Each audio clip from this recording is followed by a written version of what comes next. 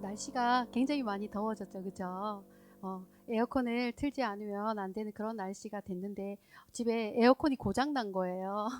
그래서 이 에어컨 고치는데도 한 몇 주일이 걸린다니까 아이고 더위가 걱정이 됩니다. 더위가 오니까 어르신들 건강이 참 많이 걱정이 됩니다. 우리 우리 다락방 가운데 계신 어머니들 건강을 위해서 우리가 더 기도해야겠다는 생각이 들었습니다. 오늘 말씀은 역대기 17장 1절에서부터 15절의 말씀, 다윗 언약에 관한 말씀입니다.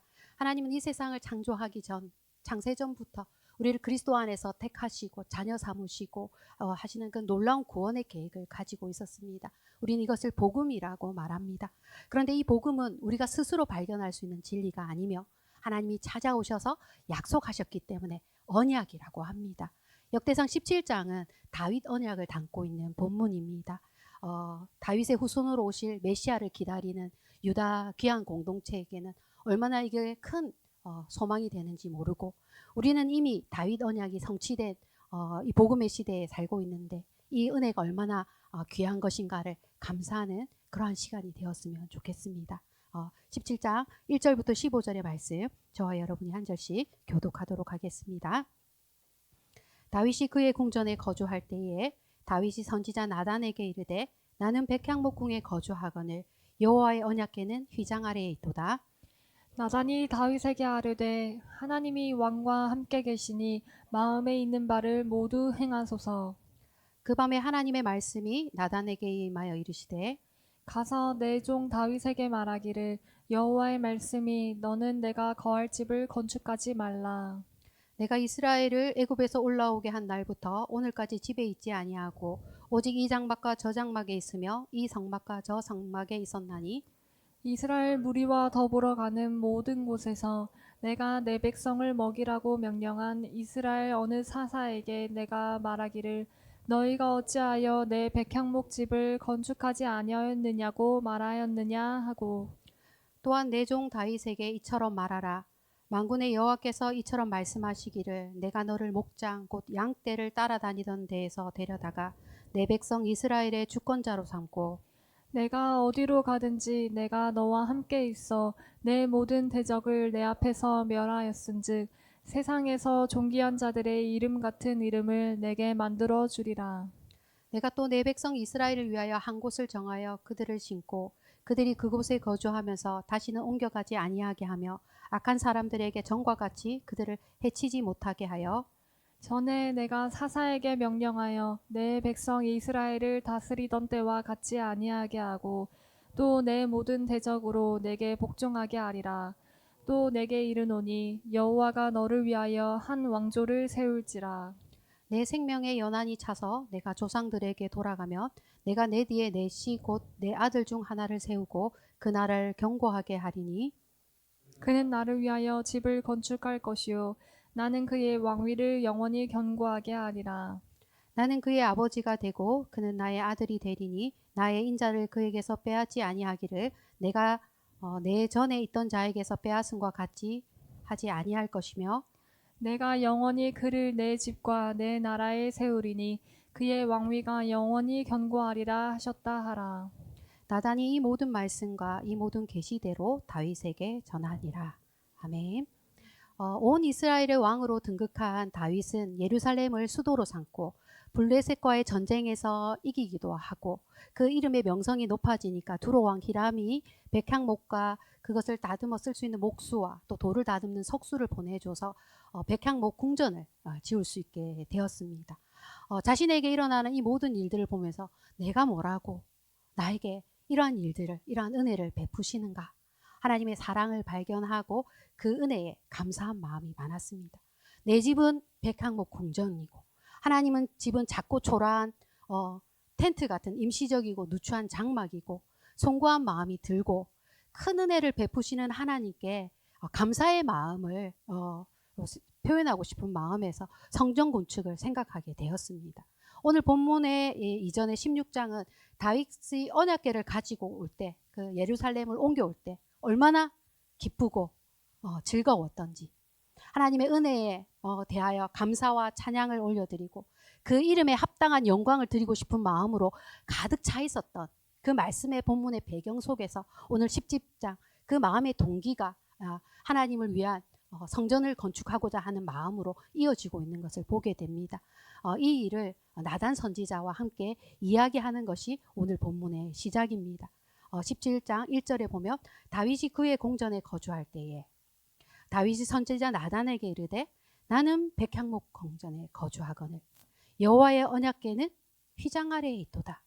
나단이 다윗에게 이르되 하나님이 왕과 함께 계시니 마음에 있는 바를 모두 행하소서. 나단 선지자 역시 좋은 일이지 않을까. 하나님이 다윗과 함께 하시는 것을 계속적으로 지켜보면서 그 마음에 있는 바를 그대로 행하소서 라는 그런 응원과 지지를 봉했습니다. 당연히 하나님이 기뻐하실 거라는 생각을 한 것이죠. 여기에 역대기에 아주 중요한 주제가 있습니다. 하나님께 물어보라. 근데 하나님께 묻는 것이 빠져 있는 것이죠. 사울이 하나님께 묻지 않아서 하나님의 은총을 거두셨는데 여기 두 사람 다윗과 나단 선지자가 마음이 성급합니다. 하나님의 언약궤를 옮겨올 때도 그 의도와 목적은 선하였지만 그 방법이 하나님의 방법대로 하지 않아서 우사가 죽는 그러한 일이 일어났었습니다. 그리고 이 언약궤를 옮겨오는 가장 중요한 목적은 언약궤 앞에서 하나님께 묻기 위함입니다. 언약궤를 가져와서 언약궤 앞에 나아가서 하나님께 묻는 것이 이스라엘 왕이 하는 일입니다. 하나님의 대리 통치자로서 모든 순간에 하나님의 뜻을 구하고 하나님께 기도하는 것이 먼저여야 하는 그러한 사람들이었습니다. 우리는 어떤 선택과 결정을 하려고 할 때에 하나님께 기도하고 뜻을 구하는 습관이 있습니까? 그렇다면 너무나 좋죠, 그죠? 범서의 여호와를 의뢰하고 그 인도하심을 받아서 살아가고자 하는 그러한 간절함이 있다면 아마 하나님이 기쁘시게 그 마음을 받으시는 줄 믿습니다. 영적 지도자에게 상담을 청하는 것 매우 중요한 일이고 필요합니다. 그러나 나단 선지자 역시 사람이고 실수가 있고 조급함이 있습니다. 그렇기 때문에 상담을 하기 전에도 기도하고 마치고 나면 또 기도하고 이러한 것이 참으로 중요하죠. 어떠한 순간에도 잊으면 안 되는 일입니다. 오늘 본문의 말씀은 제가 상담을 많이 하잖아요. 그래서 저에게 아주 중요한 본문입니다. 제가 이 말씀을 깊이 새겨 듣고 사역을 시작할 때에도 기도하고 사역을 마치고 나서도 기도하는 그 중요성을 다시 한번 깨우치게 됩니다. 우리는 말의 실수도 있고 늘 조급함이 있고 아무리 진심이지만 그것이 하나님의 뜻과 일치하지 않을 수도 있기 때문에 매 순간 하나님을 앞에 있어야 하는 마음이 있습니다. 오늘 또 이 본문은 우리가 신앙생활에 가질 수 있는 중요한 의문에 대하여 좋은 답변을 듣게 되는 것 같습니다. 하나님을 위하여 내가 무언가를 하려고 할 때 내가 아니라도 교회나 공동체가 선한 의도를 가지고 목적이 훌륭한데도 불구하고 이루어지지 않을 때가 있습니다. 이 좋은 마음이고 좋은 뜻인데 왜 일이 잘 되지 않은 걸까? 이걸 어떻게 이해해야 되지? 당황할 때도 있고 이걸 주변 사람한테 설명하려고 하면 더 난감할 때가 있습니다. 오늘 말씀은 선한 뜻이어도 거절될 수도 있다라는 것을 알게 됩니다. 왜 그럴까? 이에 대하여 하나님의 설명을 들어보는 것이 좋겠습니다. 이 속에 이 모든 경우가 여기에 해당되는 건 아니지만 원리가 있다라고 생각이 듭니다. 17장 3절에서부터 6절의 말씀을 살펴보면요. 그 밤에 바로 다윗과 나단의 대화가 있었던 그날 그 즉시로 하나님께서 임하셔서 나단 선지자에게 말합니다. 너는 가서 내 종 다윗에게 말하라. 너는 내가 거할 그 집을 건축하지 말라. 이런 말씀을 하셨죠. 언뜻 보면 거절의 말씀입니다. 그죠?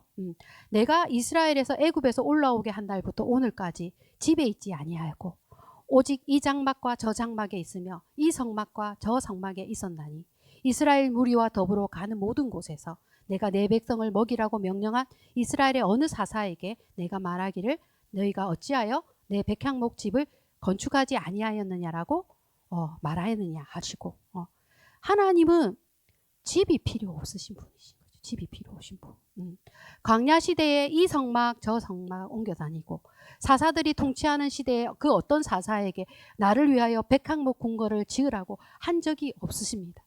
집이 필요한 인간이 신에게도 집이 필요하다라고 생각하는 것은 인간적인 사고인 것이고, 하나님을 특정한 장소에 가두려고 한다면 그것은 자칫 우상 숭배도 될 수 있는 것이고, 고대 사회의 우상들이 다 신전에 있고, 왕들은 왕들의 그 통치의 위엄을 보여주기 위해서 성전을 크게 짓기도 합니다. 우리는 눈에 보이는 화려함, 그 이름과 명성에 걸맞는 건축물에 필요하다라고 생각하는 건 역시 인간적인 사고입니다. 하나님의 처소를 우리가 결정할 수 있습니까? 하나님의 자유와 주권을 침해하는 일이 될 수도 있습니다. 내가 거할 집을 건축하지 말라라고 하신 그 거절의 의미들을 생각해 보면, 첫 번째는 하나님은 편재하시고 편만한 하나님이시다. 이 말의 의미를 시편 139편 7절에서 10절의 말씀으로 살펴보기를 원합니다. 내가 주의 영을 떠나 어디로 가며 주의 앞에서 어디로 피하리까? 내가 하늘에 올라갈지라도 거기 계시며 수월에 내 자리를 펼치라도 거기 계시나이다. 내가 새벽 날개 치며 바다 끝에 가서 거주할지라도 거기서도 주의 손이 나를 인도하시며 주의 오른손이 나를 붙드시니이다. 모든 곳에 계시고 항상 거기 계신 하나님. 우리가 하나님 앞에 숨을 수도 없고 피할 수도 없고, 모든 곳에 어떠한 순간에도 하나님이 함께 하십니다. 편재, 모든 곳에 임재하시고, 편만, 모든 곳에 충만하신 하나님이시죠. 두 번째, 하나님은 찾아오시고 동행하시는 하나님이시라는 거예요. 오늘 말씀의 9절 9절에 있었습니다. 이 장막 저 장막, 이 성막 저 성막, 하나님이 거니시고 찾아오시고 동행하시는 거예요. 이스라엘의 무리와 더불어 가는 곳마다 함께 동행하여 걸으시고, 내가 어디로 가든지 내가 너와 함께 있고, 하나님은 찾아오시고 동행하시는 하나님이시라고 이 말씀에서 계속적으로 말씀하고 있습니다. 우상은 신전에 있고 인간들이 복을 빌러 신전에 찾아가서 신을 만나는 것이라면, 하나님은 모든 곳에 계실 뿐만 아니라 백성들을 찾아오시고 그 삶에서 동행하시기를 기뻐하는 분이라는 것이죠. 그래서 언제나 우리가 먼저 하나님을 발견하는 것이 아니라 언제나 먼저 나를 찾아오시고 나를 발견해 주시는 하나님이 계십니다. 세 번째는 하나님, 지금은 때가 아니기 때문에 그렇다라는 것이죠. 다윗이 지을 수 없다라는 것이지 성전 건축 자체를 반대한 것이 아닙니다. 다윗의 아들 솔로몬에게 그 일을 맡기도록 하셨는데, 그러면 왜 지금은 때가 아닌가? 그러면 왜 지금은 안 된다고 하시는 것이죠? 이렇게 우리가 물어야 되지 않겠습니까? 그죠? 왜 하나님 지금은 그때가 아니라고 말씀하시는 것입니까? 라고 우리가 물어야 할 것입니다. 신명기 12장 9절에서 12절의 말씀 한번 읽어주시겠습니까? 네. 너희가 너희 하나님 여호와께서 주시는 안식과 기업에 아직은 이르지 못하였거니와 너희가 요단을 건너 너희 하나님 여호와께서 너희에게 기업으로 주시는 땅에 거주하게 될 때, 또는 여호와께서 너희에게 너희 주위의 모든 대적을 이기게 하시고 너희에게 안식을 주사 너희를 평안히 거주하게 하실 때에, 너희는 너희의 하나님 여호와께서 자기 이름을 두시려고 택하실 그곳으로 내가 명령하는 것을 모두 가지고 갈지니, 곧 너희의 번제와 너희의 희생과 너희의 십일조와 너희 손의 거제와 너희가 여호와께 서원하는 모든 아름다운 성원물을 가져가고 너희와 너희의 자녀와 노비와 함께 너희의 하나님 여호와 앞에서 즐거워할 것이요. 신명기 시대의 말씀이잖아요. 아직 그들이 광야에 있을 때에 하나님이 이 성막 저 성막을 옮겨 다니실 때에 하나님이 예배 처소도 계속적으로 바뀌고 있었습니다. 그러나 나중에 백성들이 안식하고 평안을 얻으면 한 곳을 정하여 예배할 수 있도록 하신다라고 말씀을 하셨습니다. 오늘 이 말씀에 보면은 너희를 평안히 거주하게 할 때까지, 이 말씀에 아직은 너희가 안식하지 못했고 기업에 온전히 이르지 못하였기 때문에 라는 말씀을 하시고 계신 것이죠. 다윗 시대에 다윗은 계속적으로 전쟁을 하며 피를 흘려야 했고, 아직 백성이 안식하고 있지 못하기 때문에 아직 때가 되지 않은 것이라고 말씀을 하고 있습니다. 오늘 우리는 이 하나님의 관심이 무엇인지를 17장 본문을 통해서 하나님이 어디에 마음을 두시고 계신지를 알 수가 있는데, 내 백성을 먹이라고. 그러니까 사사다 지도자들을 뽑는 이유는, 지도자를 세우신 이유는 이 백성들을 먹이라고 하는 것이, 먹이라고. 첫 번째는 먹이고, 그리고 이 먹이는 사람이 필요해서 내 백성 이스라엘의 주권자를 삼는다라는 말씀이 있고, 또 이 주권자를 세워서 전쟁에 나가서 사람들 대적들을 물리치게 하는 것도 하나님이 이 이스라엘 백성들을 돌보고 보호하시기 위함이고, 9절의 말씀에 내가 또 내 백성 이스라엘을 위하여 한 곳을 정하여 그들을 심고 그들이 그곳에 거주하면서 다시는 옮겨가지 아니하게 하며 악한 사람들에게 전과 같이 그들을 해치지 못하게 하리라. 제가 집을 좋아합니다. 정말 이사를 많이 다녔습니다. 그리고 늘 묵상했습니다. 왜 나는 집에 이렇게 집착하는가? 좋은 집에 사는 것이 무엇이 이렇게 중요한 일인가? 정말 많이 생각을 해보았습니다. 하나님은 우리가 집이 필요하다는 걸 아십니다. 우리가 아무리 하늘을 이불 삼고 돌을 베개 삼고 그러고 있으면 불안하잖아요. 언제 들짐승이 나를 해칠지 모르고 언제 나를 강도가 위협할지 모르고, 하나님이 우리가 안식하게 하고 우리가 집이 필요하고 우리에게 쉼이 필요하다라는 걸 아시기 때문에, 우리에게 집이 필요하기 때문에, 우리가 지금은 그 다윗의 시대에 아직 그들이 안식하지 못했기 때문에 그 다윗의 소원을 이루어 줄 수 없다라고 말씀하시고 있는 거예요. 하나님의 관심을 보면 내 백성을 먹이라고, 지도자를 세우고 대적들을 멸하고 한 곳에 전착해서 안식하게 하시는 하나님은 자기 백성을 돌보시고 사랑하시고 인도하시는 좋으신 하나님이시라는 겁니다. 양을 치던 목동이었던 다윗이 양떼들을 배불리 먹이고 양떼들을 보호하는 일을 했는데, 하나님께서 다윗에게 이스라엘의 목자와 주권자가 되게 하셔서 내 백성을 보호해라, 내 백성을 먹여라, 내 백성을 안전하게 거하게 하라라고 하여서 다윗을 이스라엘의 왕이 되게 하신 것입니다. 이때 하나님 이제 다윗이 모든 대적들을 물리치고 모든 전쟁에서 이기게 하는 것도 그 역시 하나님이 이스라엘을 돌보고 계시는 것입니다. 내 백성 이스라엘을 위하여 한 곳을 정하시는 분도 하나님이고, 그들을 심고 그곳에 거주하게 하고 다시는 옮겨 다니지 않게 하신다라는 것이죠. 우리의 인생에 나그네 세월을 살고 정처 없이 떠돌 때에 하나님이 우리를 불쌍하게 여기시고 우리의 삶을 안정을 찾아주시고 진정한 휴식과 그 평안을 주시고자 하시는 그러한 분이시라는 걸 우리가 기억할 수 있게 되기를 원합니다. 하나님의 거절에는 더 좋은 것을 예비하셨기 때문입니다. 다윗 언약이죠. 다윗 언약은 먼저는 다윗 개인에게 하신 언약이고, 두 번째는 다윗을 포함한 다윗의 후손에게 하신 약속입니다. 17장 7절에서부터 그 말씀에 보면 다윗의 개인에게 하신 것은 이스라엘의 주권자로 삼는다 라는 말씀 있죠. 그리고 너의 세상에서 존귀한 자의 이름같이 이름을 내게 만들어 주겠다. 다윗의 이름이 높여주시겠다라는 약속을 했습니다. 다윗에게 한 약속이죠. 대적을 물리치게 해주신다라는 약속을 했습니다. 만약에 무능한 왕이 돼가지고 전쟁에서 맨날 지고 오면 어떻게 해요?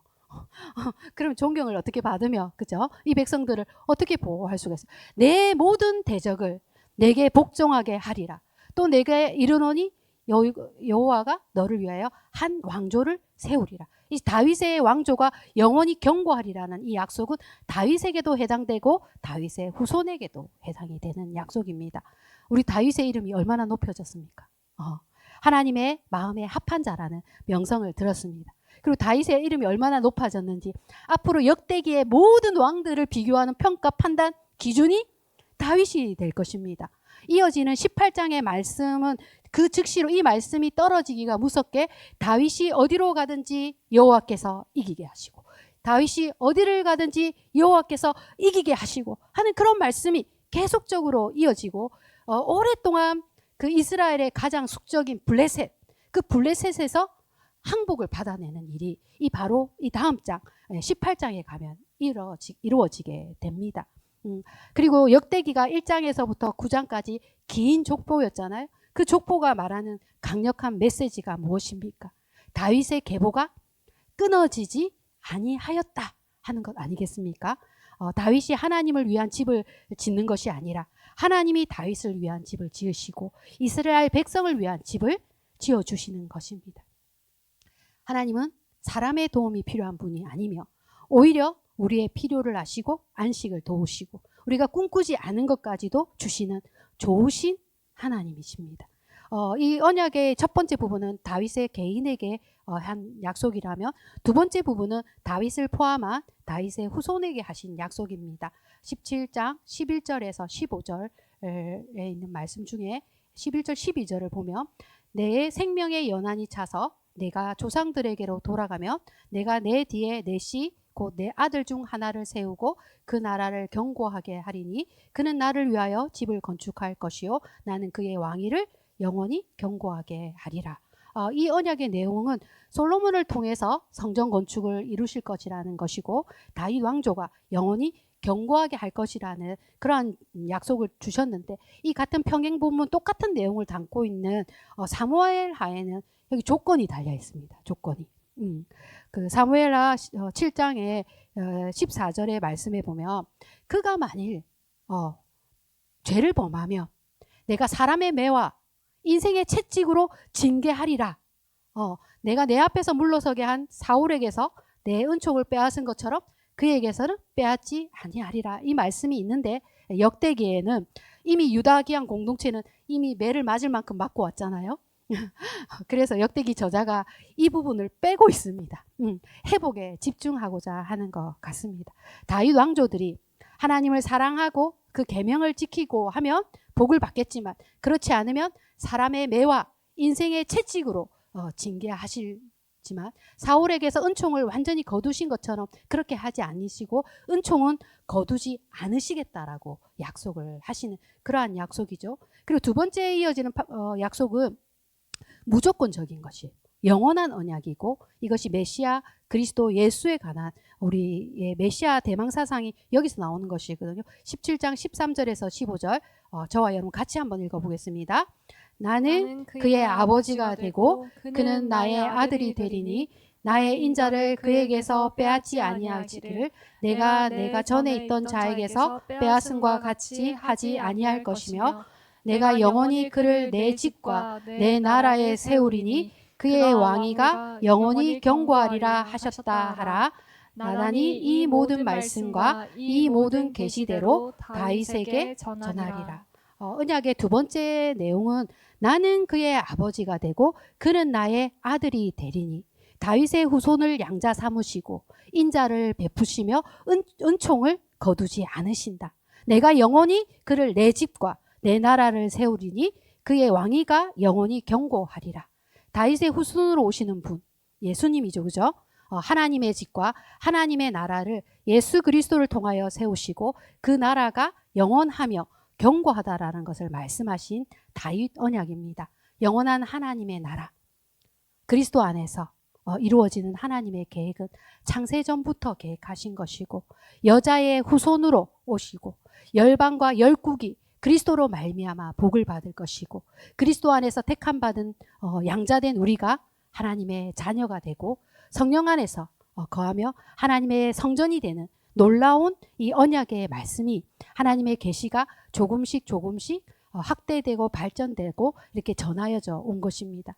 그 창세기의 선악과를 먹고 범죄한 인류에게 여자의 후손으로 오시는 그리스도가 사단을 멸할 것이라고 약속하신 원시 복음을 약속하셨고 노아에게 아브라함에게 야곱에게 후손에 대해서 민족에 대해서 택함 받는 백성에 대한 약속을 주셨습니다. 다윗에게 왕으로 오시는 메시아에 대한 소망과 견고한 하나님의 집 영원한 하나님에 대한 약속을 주신 것입니다. 유다 기한 공동체 입장에서 이 말씀은 어떤 말씀이었을까요? 매를 다 맞고 폐허가 되어 있는 이 바벨론으로 돌아왔을 때 그들에게 이 말씀은 어떤 말씀입니까?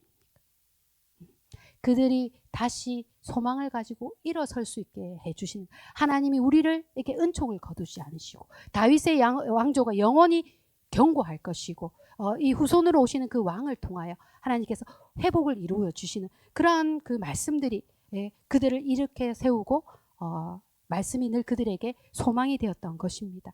바울은 하나님의 아들이신 예수 그리스도가 다윗의 언약을 이루시는 분이시라는 거, 영원한 하나님 나라 왕으로 오셨음을 선포합니다. 로마서 1장 2절에서 4절 말씀 같이 한번 읽어보겠습니다. 이 복음은 하나님이 선지자를 통하여 그의 아들에 관하여 성경에 미리 약속하신 것이라. 그의 아들에 관하여 말하면 육신으로는 다윗의 혈통에서 나셨고 성결의 영으로는 죽은 자들 가운데서 부활하사 능력으로 하나님의 아들로 선포되셨으니 곧 우리 주 예수 그리스도시니. 아멘. 이 복음이 하나님이 선지자들을 통하여 그의 아들에 관하여 성경에서 미리 약속하신 것이라는 것이죠. 예수님이 다윗의 혈통으로 나셨고 하나님의 아들로 선포되시니 그분이 바로 우리 주 예수 그리스도다. 우리는 다윗 언약이 이루어진 시대에 살고 있습니다. 우리가 노력한 거 아니죠, 그죠? 우리가 바랄 수 있는 것도 아니었죠, 그죠? 이런 이루어진 일들에 대하여 감사하고 받은 은혜를 누리며 살아야 한다라는 마음이 듭니다. 이어지는 본문의 그 17장의 그 16절부터는 쭉 이어지는 다윗의 감사와 찬양과 기도가 쭉 이어지는데 얼마나 그 찬양과 그 감사가 길게 이어지는지 몰라요. 근데 그 부분에서 마지막 구절에 다윗이 힘을 내어서 기도하는 구절이 있습니다. 25절 27절에 말씀해 보면 나의 하나님이여 주께서 종을 위하여 왕조를 세우실 것을 이미 듣게 하셨으므로 주의 종이 주의 앞에서 이 기도로 간구할 마음이 생겼나이다. 하나님의 말씀을 들을 때에 그 말씀을 듣고 기도할 힘이 난다라고 말하고 있는 것이죠. 내가 하나님이 그러한 말씀을 주시고 약속을 주시니 이 기도로 간구할 마음이 생겼나이다. 여호와여 오직 주는 하나님이시라. 주께서 이 좋은 것으로 주의 종에게 허락하시고 이제 주께서 종의 왕조에 복을 주사 주 앞에 영원히 두시기를 기뻐하시나이다. 여호와여 주께서 복을 주셨사오니 이 복을 영원히 누리리이다 하니라. 주께서 복을 주셨사오니 이 복을 영원히 누리게 하소서. 우리가 기도할 때에 우리의 입술을 크게 열어서 기도해. 하나님이 이러한 복을 약속하셨으니 이 복을 누리게 하시옵소서. 우리가 하나님의 말씀들이 하나님께서 평안을 주신다고 하셨잖아요. 안식을 주신다고 하셨잖아요. 우리에게 필요한 것들을 공급하신다라고 하셨잖아요. 하나님의 말씀에 그 기도들을 기도할 마음이 생기고 그 마음의 용기를 가지고 하나님께서 복을 주셨사오니 이 복을 누리게 하여 주시옵소서라고 우리가 기도해야 될 줄로 믿습니다. 언약궤가 휘장 가운데 있는 게 속상해가지고 언약궤가 휘장 가운데 있는 것이 속상해가지고 여호와의 이름에 합당한 영광과 존귀를 드려주기 위해서 성전 건축을 하고 싶었던 것일 뿐이었는데 하나님께서 다윗을 위한 집도 지었고 이스라엘을 위한 집도 짓고 그 왕조가 영원히 견고하고 미래의 장래에 하나님의 집, 하나님의 나라가 이루어지는 그 위대하고 놀라운 계획까지도 말씀해 주셨을 때에 다윗이 얼마나 놀랐을까요? 얼마나 그것을 상상하는 것이 얼마나 어려운 일이었을까요? 그러나 믿음으로 반응하고 감사와 찬양과 간구로 하나님 앞에 나아가는 그러한 모습들을 여러분도 발견할 수 있기를 바랍니다. 사랑하는 미라클 가족 여러분, 하나님은 어떤 분이십니까? 하나님은 주권자이신 거예요. 하나님은 능동적으로 주체적으로 일하시죠. 내 집을 건축하지 마라. 다윗의 소원을 거절한 것처럼 보이지만 내가 한 곳을 정할 것이고 내가 내 나라를 세우리라. 하나님이 주권적으로 일하고 계시는 것입니다. 내가 하나님을 위하여 뭔가 하려고 할 때 오히려 하나님이 먼저 나를 위해서 일하고 계심을 발견하게 되고 하나님의 나라의 역사는 인간의 힘이 아니라 하나님의 은혜로 이루어진다는 것을 늘 깨닫게 됩니다. 하나님은 어떤 분이십니까? 더 좋은 때와 더 좋은 방법과 더 좋은 약속을 주시는 분이십니다. 내 뜻, 내 계획, 내 마음 항상 중요하죠. 그러나 하나님이 나를 위해서 더 좋은 선택, 더 좋은 계획을 세울 수 있는 분이시고 이룰 수 있는 분이십니다. 하나님의 자녀들을 선한 길로 인도하시고 의의 길로 이끄시고 주님과 함께 동행하는 삶이 될 수 있도록 돕고 계신 하나님을 바라볼 수 있기를 원합니다. 우리가 스스로 옳다고 생각하지 않아야 합니다. 사람의 관점과 하나님의 관점이 다를 수 있다는 걸 늘 인식하고 하나님께 기도로 묻고 구하는 것이 우리의 인생의 시작이고 우리의 인생의 마침표가 되기를 소원합니다. 하나님 어떤 분이십니까? 좋으신 하나님, 선하신 하나님이죠.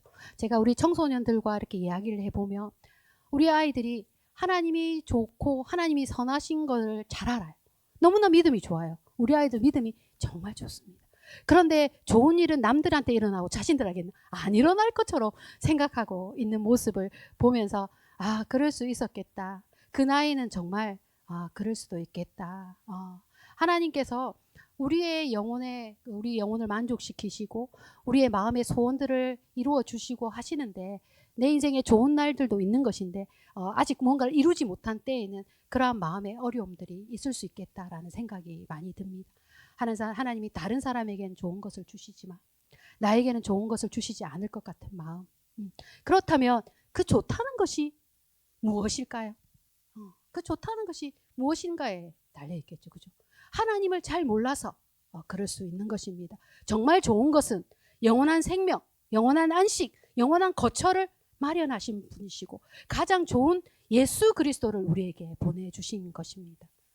우리의 필요를 아시고 도움의 손길을 거두지 않으시는데 우리의 인생살이가 고달프다 보니까 지치고 힘들다 보니까 하나님에 대하여 오해할 때가 있습니다. 그러나 하나님을 오해하지 않으시기를 바랍니다. 하나님 우리를 실망시키지 않으시고 포기하지 않으시고 우리가 하나님의 선하심을 믿고 의지하여서 살아갈 수 있게 되기를 바랍니다.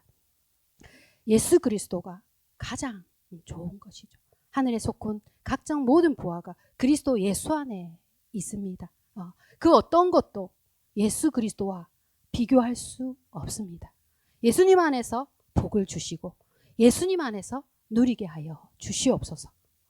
오늘 말씀의 결론을 보면 하나님이 어떤 분이신가를 아는 것이 제일 중요하구나. 하나님을 아는 일에 힘써야겠다 하는 그러한 깨달음을 얻게 됩니다. 미라클 성도님들 한 분 한 분이 주님을 향한 소원을 품는다면 반드시 하나님이 축복하시고 은혜를 베푸실 것입니다. 또한 하나님을 더 알기를 원한다면 갈급한 영혼의 단비를 내리시고 풍성한 꼴을 먹여주시는 줄 믿습니다. 아멘. 기도드리겠습니다. 감사하신 하나님 아버지, 크고 위대하신 약속을 주시니 감사합니다. 창세전부터 우리를 예수 그리스도 안에서 택하시고 하나님의 때에 불러주셔서 예수 믿게 하시니 감사를 드립니다. 다윗이 하나님의 마음에 합한 자라는 명성을 얻게 하여 주셨는데 우리 역시 늘 부르신 곳에서 주님을 예배하며 더욱 주님을 알기를 원하고 주님을 사랑하고 찬양하는 것이 우리의 삶의 전부가 되게 하여 주시고 주님의 기쁨이 되는 사람들이 되게 하여 주시기를 원합니다. 우리가 예수 믿는 가정이 되게 하시고 자녀들이 믿음의 후손들이 되고 하나님의 나라를 세워가는 주의 종들이 되게 하여 주시옵소서.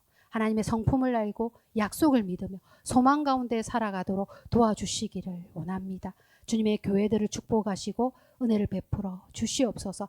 그 은총을 거두지 않으시는 줄 믿습니다. 하나님의 영광을 드리고 그 이름에 합당한 삶을 살 수 있도록 도와주시고 믿음의 성도들이 거절하신 기도에 낙심하지 않게 하여 주시고 하나님의 선하심을 믿으며 좋은 것으로 내 영혼을 만족해 하시는 분임을 믿고 소망하며 기도하게 하여 주시옵소서. 이 모든 말씀 우리 주 예수 그리스도의 이름으로 기도드립니다. 아멘.